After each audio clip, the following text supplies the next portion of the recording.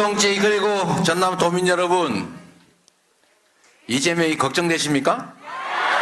걱정하지 마십시오 여러분. 제가 여러분을 걱정해야지, 이재명이 나라를 걱정해야지. 왜 여러분이 이재명을 걱정합니까?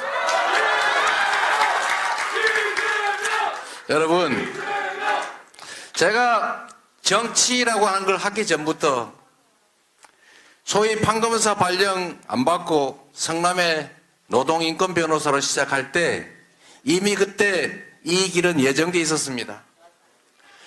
기득권에 저항하고 평범한 사람들이 공정한 기회를 누리고 뿌린 대로 거두고 기여한 만큼 몫이 보장되는 나라 만들면 현재 이 비정상 체제에서 이익 보는 사람들이 가만히 있겠습니까? 이미 각오했던 일입니다. 시민단체 활동할 때부터 제가 성남시장이 된 이후 10몇 년 동안 하루도 안 털린 날이 없는데 아직까지 살아있지 않습니까 여러분?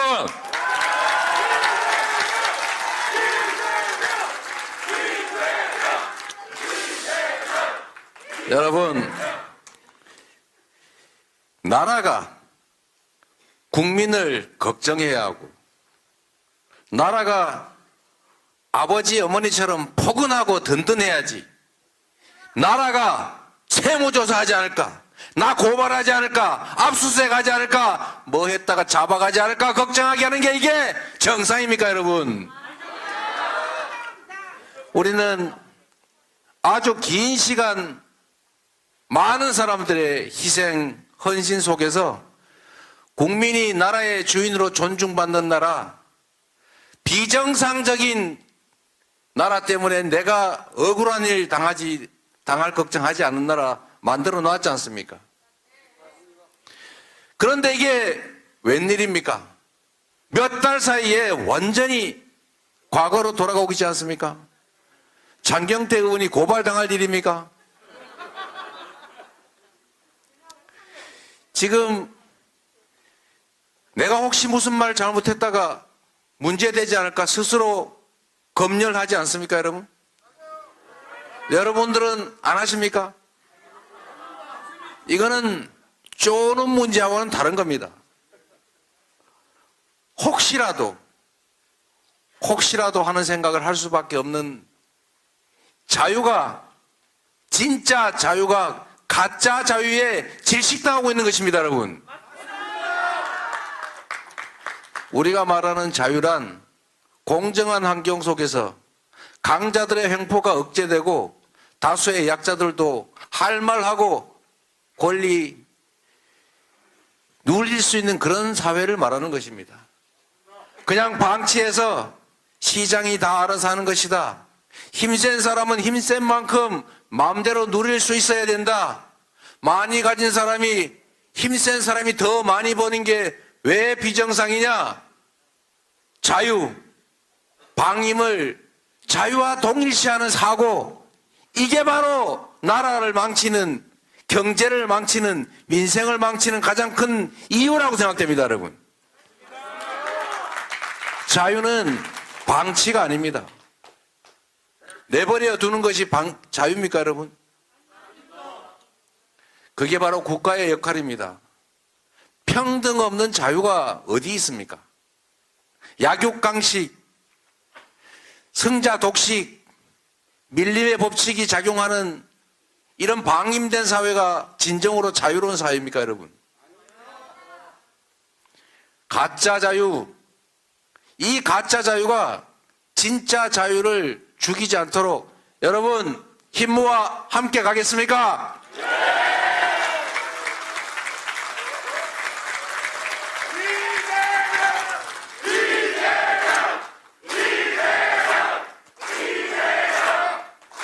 여러분, 나라가 온갖 위기에 처했습니다.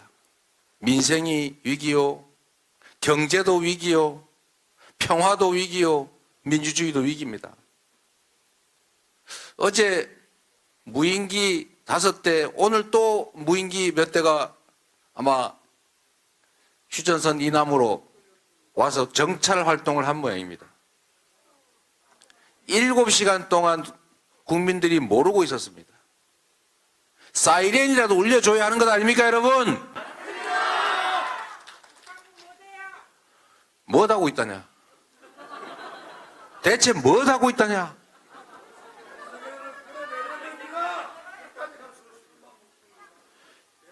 국가 경영에서 제일 중요한 역할, 우리가 세금 내고 우리가 권력을 위임해서 그들에게 맡긴 역할 중에 가장 큰 역할은 바로 사람의 생명과 안전을 지키는 것이고, 사람의 생명과 안전을 지키는 여러 가지 방식 중에 가장 큰 것이 바로 안보입니다. 외부로부터 침략을 지켜내자고, 막아내자고 그 엄청난 연간 북한 1년 총 생산보다도 더 많은 국방비를 지출하고 있지 않습니까? 수십만의 군인들이 우리 국민이 내는 세금으로 나라를 지키겠다고 그 수십조 원의 돈을 써서 온갖 무기 장비 체제 갖춰가지고 지키고 있는데 무인기 몇 대 왔다 갔다 하는 거 하나 막지 못합니까? 그리고 또 미안하다는 소리도 하지 않습니까, 여러분? 저 같으면 미안할 것 같아요, 국민들한테. 미안한 게 아니라 죄송할 것 같습니다. 주는 월급 받고 주는 권한 가지고 맡겨진 무기, 장비, 군 병력 가지고 안보를 제대로 지키지 못했다. 죄송합니다. 앞으로 심기일전에서 더 잘하겠습니다 해야 되는 것 아닙니까? 무능할 뿐만 아니라 섬세하지도 못하고 기민하지도 못하고 책임감도 없습니다. 여러분, 이번에 예산안 심사할 때 재미있는 일이 사실은 많았습니다. 아까 다 보고도 해주셨지만 여러분도 언론을 보고 아시지 않습니까? 이 경제 위기에, 이 민생의 위기에 진짜 해야 될 일은 국가가 경제를 살리기 위해서 민간이 못하는 투자를 해줘야 합니다. 이럴 때가 바로 투자할 때입니다. 어려울 때 경제적 민생의 어려움이 오면 올수록 가난하고 힘없는 사람들이 더 고통받습니다.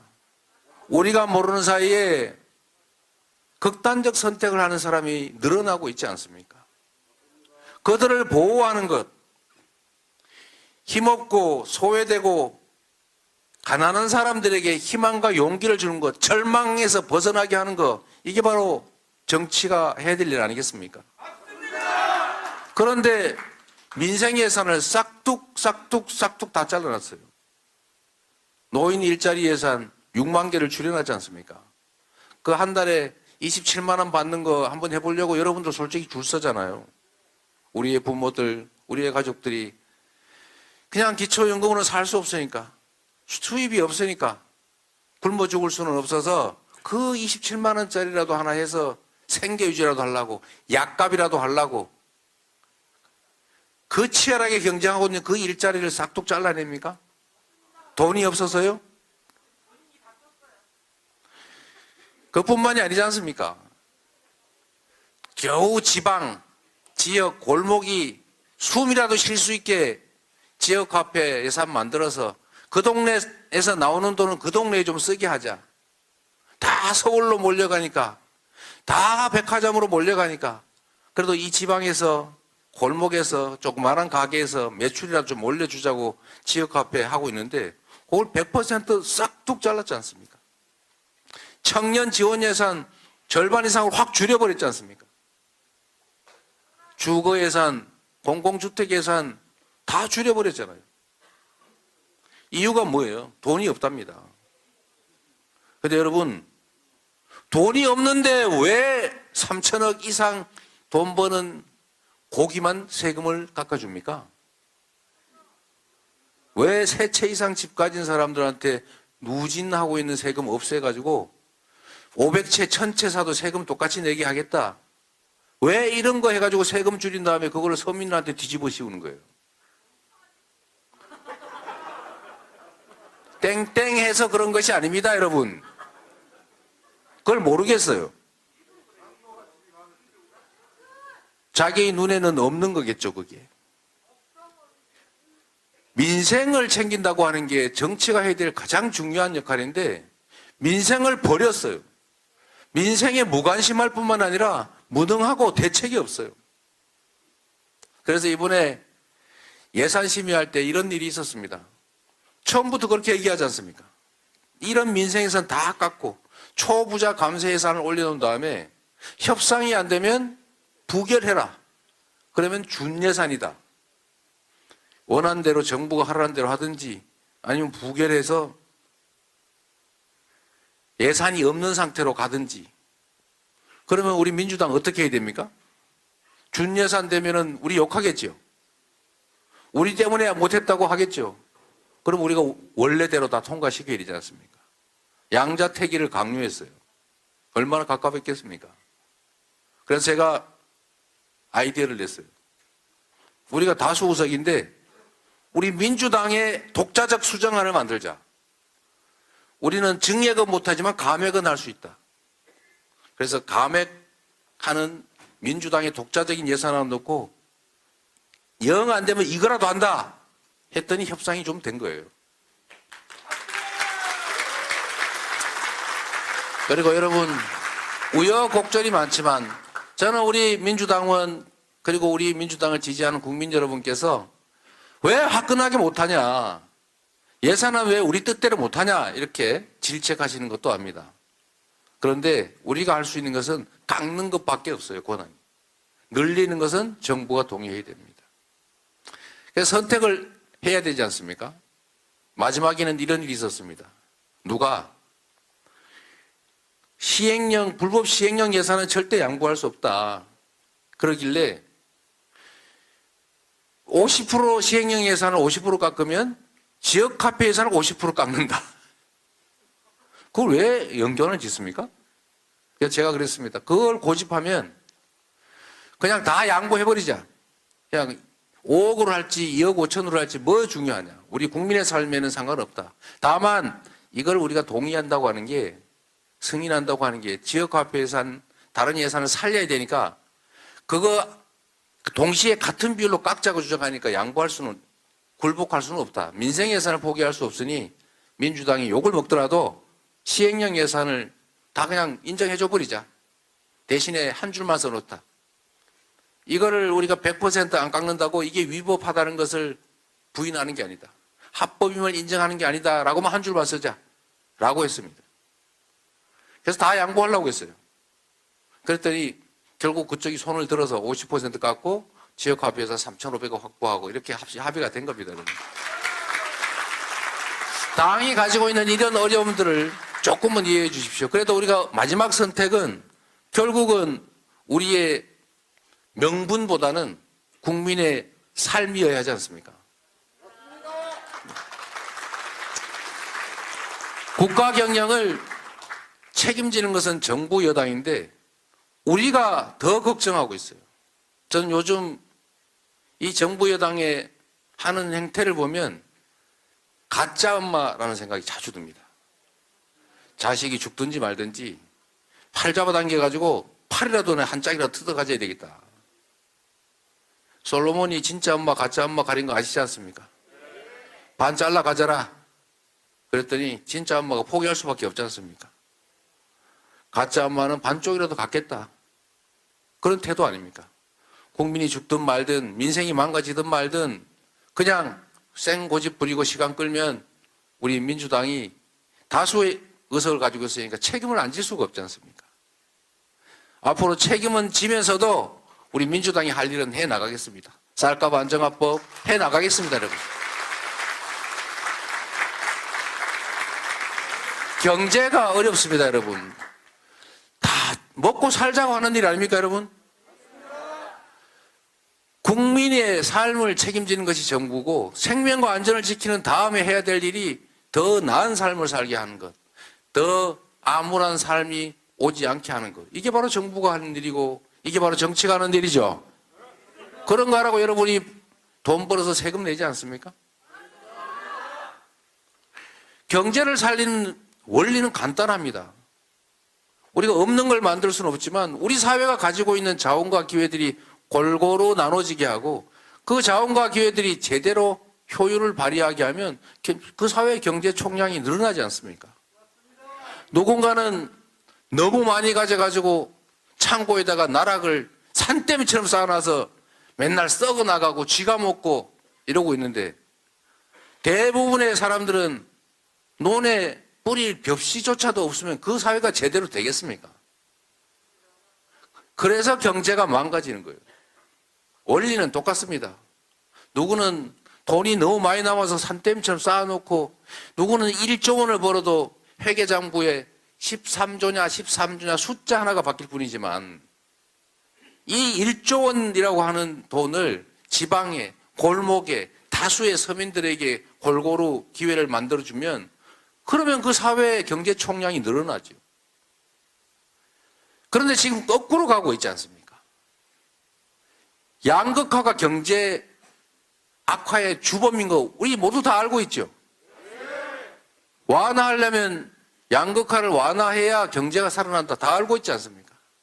해외에서는, 선진국들은 초부자 감세를 하는 게 아니라 초부자 증세하고 있잖아요. 횡재세도 만들어서 추가 부담시켜서 그 돈으로 물가 억제하는 데 쓰지 않습니까? 다른 나라들은 다 하는 일을 우리는 하지 않아요. 완전히 반대로 갑니다. 누구를 위해서 이게 제대로 된 정부를 할 수 있습니까, 여러분? 경제도 망가지고 평화도 망가지고 있어요. 한반도의 위기는 사실 구조적인 것입니다, 여러분. 우리 모두 알지 않습니까? 반도 국가의 운명, 해양 세력, 대륙 세력이 맞부딪힙니다. 우리가 주체성 없이 이리 휘둘리고 저리 끌려가면 중간에서 새우가 되겠죠. 그러나 우리가 강력한 힘을 가지고 강력한 의지를 우리 스스로 관철해내면 그게 바로 기회 요인이 되지 않습니까? 세계 역사에서 한번 보십시오. 흥한 나라, 절대 강자가 된 나라들은 대체적으로 반도 국가에서 시작합니다. 지리적으로 세력이 충돌하는 지점에 있는 그런 나라들이 흥하면 크게 흥합니다. 우리는 흥하는 길 또는 위험한 길을 우리 스스로 결정할 수 있습니다. 줏대를 가져야죠. 그래서 국익 중심의 실리 외교, 실용 외교를 해야 됩니다. 그 길로 우리가 가야 되겠죠? 그런데 휘청휘청해 보입니다. 그리고 좀 싸나운 이웃이 있으면 우리가 힘으로 제압도 해야 되지만 힘만으로 됩니까? 화나서 유리창에 돌 던지면 어떡할 건데요? 살살 깨어야죠. 강력한 힘으로 제압도 하지만 대화를 통해서 서로에게 길을 열어가는 것. 그게 바로 우리 민주당의 정책, 김대중 대통령이 만들었던 햇볕 정책 아닙니까? 그래서 성과가 있었잖아요. 문재인 정부에서도 서로 총질하거나 충돌하지 않았지 않습니까? 이제 매일이 일상이 충돌이 돼가고 있습니다. 이게 나라 경제도 나쁘게 만들겠죠. 정말로 또 중요한 위기가 있습니다, 여러분. 민주주의의 위기. 이제 숨 쉬는 게 점점 불편해집니다. 행동이 점점 불편해져요. 자꾸 걱정거리가 늘어갑니다. 제가 아까 여수에 갔더니 어떤 분이 그런 말씀을 하시더라고요. 우리가 다시는 국가폭력범죄가 발생하지 않도록 우리가 맡긴 권력과 총칼로 국민을 살상하는 일이 다시는 벌어지지 않게 해야 된다. 국가가 권력을 악용해서 고문하고 조작해서 억울한 사람을 감옥에 보내고 죽이고 하지 못하게 해야 한다. 그 방법은 시효를 없애는 거다. 살아있는 난 반드시 책임을 물어야 되는 것이다. 상속받은 재산이 있으면 상속받은 재산은 후손들도 책임을 져야 된다. 이런 말씀을 드렸더니 그분이 그러시더라고요. 설마 그런 세상이 다시 오겠습니까? 여러분, 그런 세상이 다시 오지 않을 것 같습니까? 국민이 맡긴 권력으로 국민에 가해하는 행태가 지금 벌어지고 있지 않습니까? 역사가 반복되는 이유가 뭡니까? 사람은 똑같은 실수를 해요. 그래서 다시는 그런 일을 벌이지 못하게 하려면 제도를 만들어 놔야 합니다. 지금도 나치들은 숨어 다녀야 됩니다. 전 세계 나치 전범들을 잡으러 다닙니다.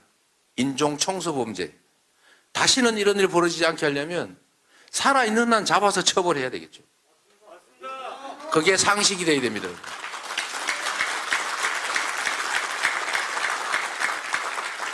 권력이란 뽑힌 누군가를 위해서 죽는 것이 아닙니다.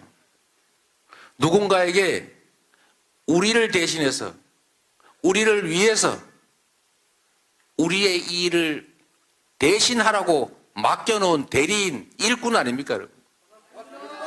그런데 이 권력을 고스톱판에서 딴 내 걸로 생각하는 사람들이 있어요. 내 거 내 마음대로 하는데 뭐라 그러겠냐?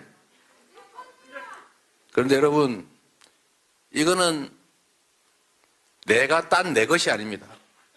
잠시 맡아놓은 남의 것입니다. 그렇기 때문에 권력 행사의 기준은 공정해야 되고, 권력 행사의 목적은 국가와 국민이어야 합니다. 권력 행사는 정의로워야 되고, 권력 행사는 공정해야 되는 것입니다. 근데 지금 공정합니까, 여러분? MB는 왜 갑자기 나오는 거예요? 균형이 안 맞지 않습니까? 권한 행사를 하면 타당성이 있어야 될 것 아닙니까? 권한 행사를 하면 균형이 맞아야죠. 이제 다시 과거로 돌아가고 있습니다. 내가 가까운 힘센 사람의 가족들은 혐의가 분명해도 그냥 눈 감고, 내가 별로 안 좋아하는 미워온 사람은 없는 것도 만들어가지고 강제로 뒤집어 씌워서 나중에 고생이라도 실컷 해라. 이런 방식의 권력 행사가 온당한 것입니까, 여러분? 조선시대 살아보셨나 보군요. 눈치라도 봤던 게 맞습니다. 세상이 어떻게 볼까? 지금 눈치를 안 보지 않습니까, 여러분? 여러분, 원망할 수는 없습니다. 원망해도 소용없습니다. 우리 스스로 지켜야 됩니다. 우리 스스로 견뎌내야 하고, 우리 스스로 그들의 정치도 아닌 이 폭력적 지배를 우리가 시정해야 합니다. 함께 해 나갈 수 있겠지요?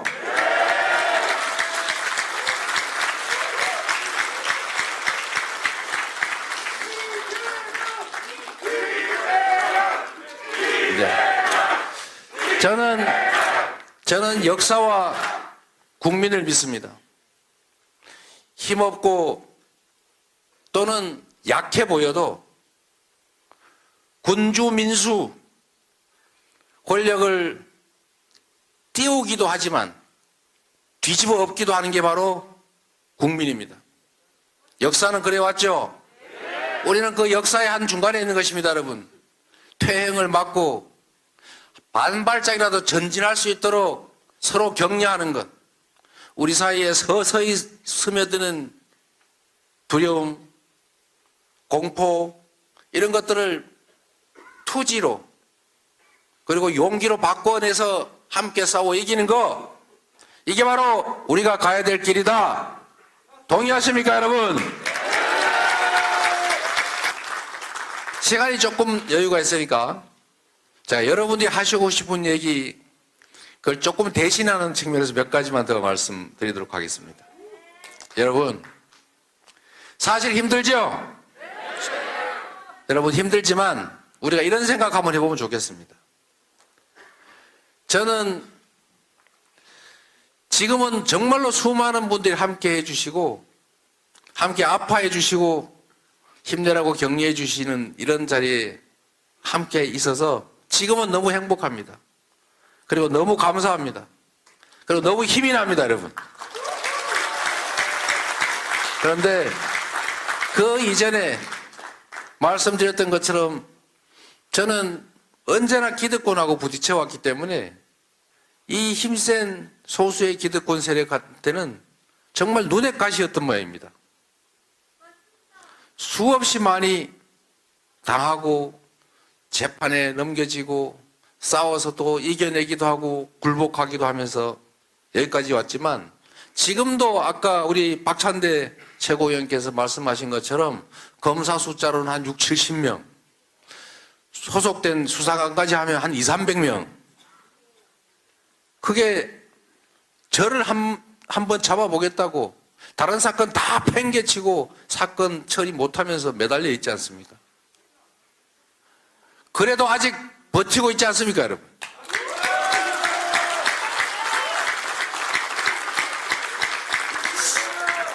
제가 아는 사람이라는 이유로 압수수색에 지금 10번씩 이렇게 수사받는 사람이 있어요.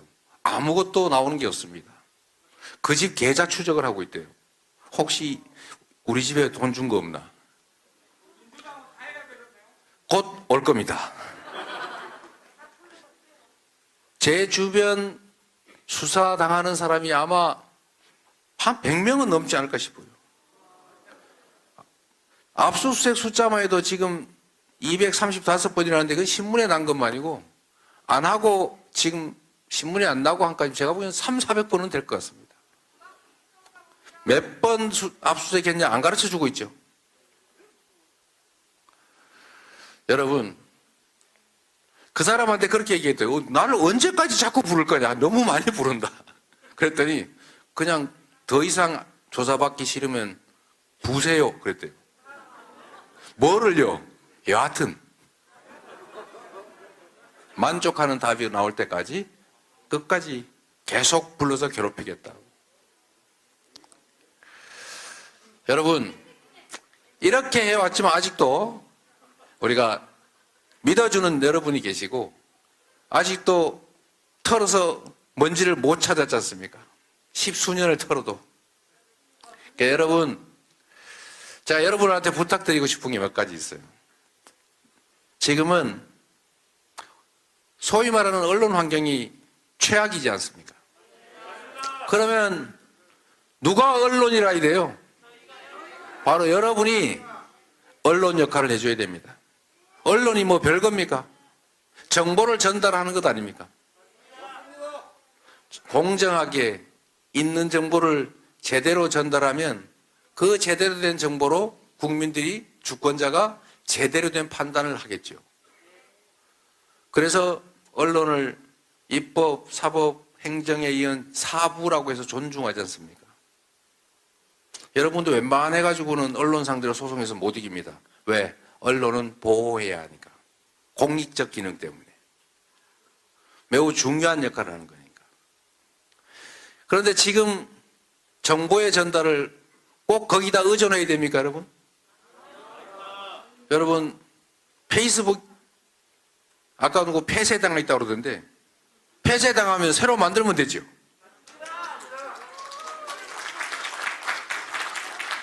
트위터도 하고, 인스타그램도 하고, 네이버 블로그도 하고, 할 수 있는 거 다 해야죠. 카톡도 하고, 텔레그램도 하고, 아는 사람 모아서 우리한테 필요한 객관적 정보를 제대로 전달해주면 여기 있는 분들만 오늘부터 마음먹고 우리 주변에 제대로 알려나가면 그게 바로 한 분이 100명씩만 해주신다고 치면 여기 있는 분들이 웬만한 공중파 방송 하나 역할을 하게 됩니다, 여러분. 제가 다시 이런 말씀을 부탁드릴 수밖에 없는 안타까운 현실이지만 결국 최종 책임은 우리 스스로에게 있는 것 아닙니까? 세상에서 우리 힘없는 그리고 열심히 성실하게 사는 다수 국민들을 대표해서 진짜 일해줄 사람들이 누굽니까? 바로 여러분 스스로예요. 여러분의 이웃, 여러분의 가족, 여러분의 친구들의 도움이 되는 진짜 우리 스스로를 지켜주는 건 바로 우리 스스로다. 맞습니까, 여러분? 물방울이 하나씩 모여서 결국은 거대한 강물이 되는 거예요. 물방울, 빗방울 하나하나 모이지 않으면 어디서 냇물이 생기고 강이 생겼겠어요? 무력감을 갖지 말자. 내가 가진 엄청난 힘이 있다는 걸 믿자.